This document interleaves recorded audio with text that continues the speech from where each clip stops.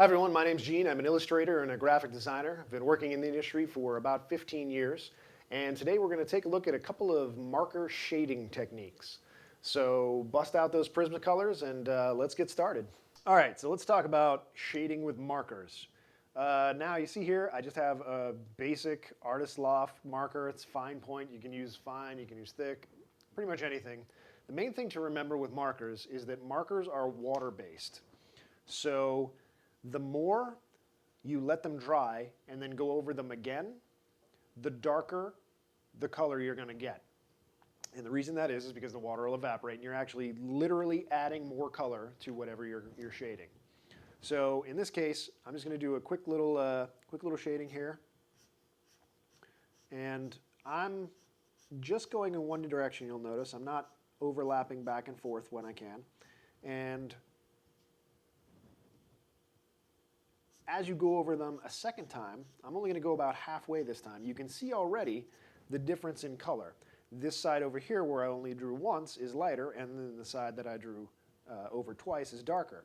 In addition to that, if you have any facets, say that you're drawing, I don't know, you're drawing a disco ball and you want different facets, you can go in different directions, and that's going to give you different shading as well. As you can see, this time we've got darker here and we've got lighter on the bottom, but we also have a darker gradation in this area here. So we have semi-dark, and this is going to dry in a second. It's still a little bit wet, but you'll see. We have semi-dark and then lighter, and then we have really dark and a little bit lighter. So shading in the different direction also adds more color to whatever it is that you're working on.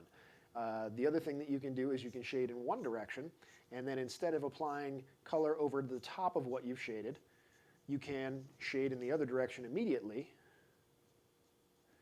and that's going to give you shading at an angle so that you can do things like, I don't know, let's say we're about to shade this tricep here, okay?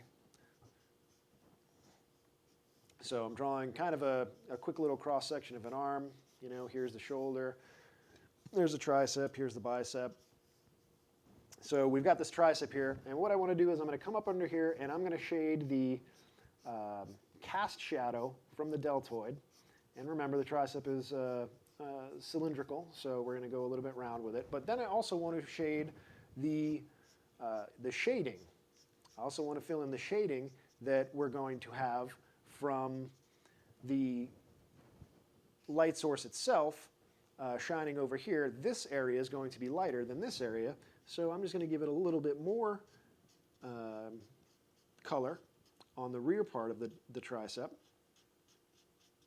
and then kind of fade it in towards the front. Also, you'll note the distance between the lines. Obviously, if you're going all in one direction and you're right next to each other, that's only one color, and it only shows, it shows up as kind of a wash. But if you vary the distance between your lines, that also is another way to show shade.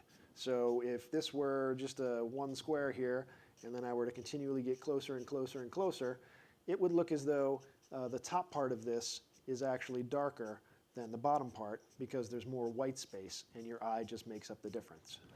So there you go, a couple of techniques in marker shading. All right, so there you have it. If you just use those simple techniques that we just outlined, you should be able to achieve all varying gradients of shading with your markers. Thanks for watching, and if you have any questions, please feel free to ask.